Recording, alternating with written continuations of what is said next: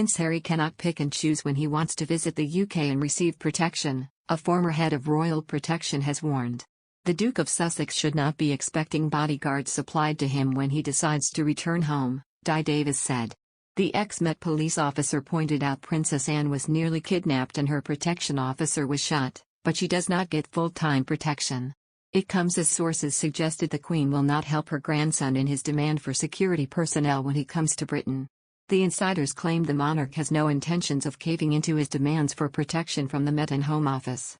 Last night there was anger at the unprecedented legal threat against the government as sources hit back saying, Scotland Yard is not available for hire. Mr. Davis, who was operational unit commander for the Royals from 1995, told GMB, he chose to go to America, that's his prerogative. And it's our prerogative to ensure when we look at any aspect of protection, any member of the royal family that we actually look and assess it through various security agencies. That's the crux. And it's been decided in this level, one, they won't supply him with protection because the risk at this stage is deemed low. However, should there be a risk when he comes, then clearly the Metropolitan Police would be duty-bound. He went on, clearly it has been reviewed in the same way as so many other royal security have been done. Princess Anne, for instance, his aunt, she doesn't get full-time protection, we're told now, and yet arguably in 1974 she was nearly kidnapped and or murdered. Her protection officer was shot. However, with regards to Harry, he can't pick and choose when he wants to come. There has never been a precedent where somebody pays for their security in this country. If it's required, it will be provided. Experts pointed out the Met does not have specially trained officers sitting idle, adding, you can't just hire the services of Scotland Yard as and when you feel like it. Meanwhile, the Queen reportedly has no intention of helping her grandson in the case. A royal source told, this is not a matter for Her Majesty. She certainly won't cave into his demands. It is a matter for Her Majesty's government. Who gets protection is not a gift the Queen can decide to give or take away. Another insider added, quite frankly, with the Queen's health concerns and Prince Andrew facing a sex abuse trial, a battle between her grandson and the government is the last thing she wants to get drawn into. Buckingham Palace said yesterday that it was a matter for the Home Office and Sussexes, and that they never commented on security matters. But one royal insider, with more than a hint of exasperation, said, once again, when it comes to the Sussexes, it has to be pointed out that you can't have it both ways. They have chosen to leave the institution, and the country, and live their lives as private individuals. They can't just pick and choose which bits they think should apply to them. Another source said the offer to pay for the use of officers while they were here was immaterial, as I am sure they know. They pointed out that all of the police who had been assigned to them when they were working members of the royal family had either left the force when the Sussexes settled in the US, or were moved to other duties. The Met does not just have a pool of specially trained officers on tap for whenever they decide to just pop over the Atlantic, they said. Ultimately, the decision to strip Harry and his wife of their taxpayer-funded security was taken by Ms. Patel on the basis of the committee's recommendations.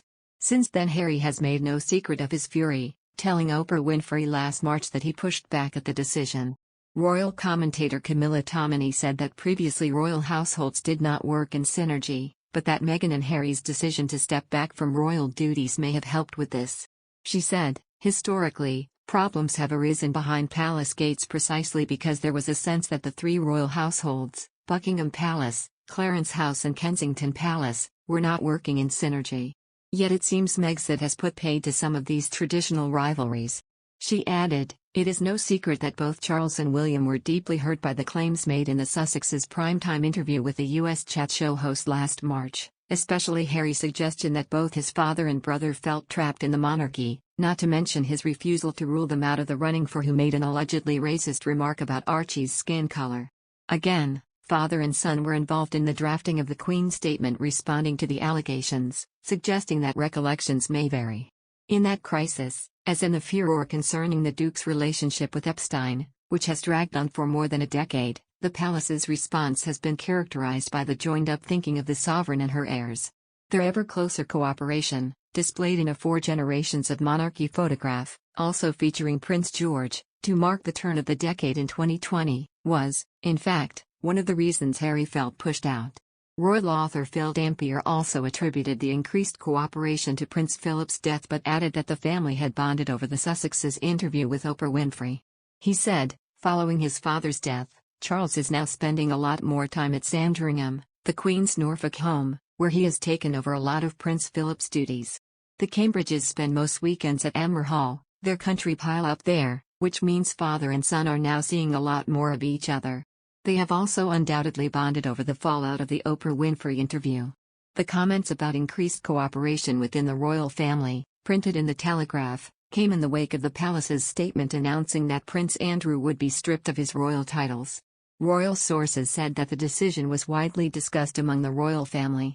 According to Ms. Tominey, Prince Charles and Prince William were both heavily involved in the deliberations. Mr. Dampier, quoted by Ms. Tominey, added, "Increasingly, Prince Charles and Prince William are working hand in glove and being consulted by the Queen on every major decision. There's no doubt they will have made their views clear to the Queen over the Andrew situation. In the past, she would have spoken at length to Prince Philip about such matters, but now she has lost her husband, and with both her son and grandson taking over more and more duties, it's no surprise that she is more reliant on their advice. They are more influential than they've ever been. If anything, the departure of the Duke and Duchess of Sussex, and the fact that William has fallen out with Harry, has brought him and Charles closer.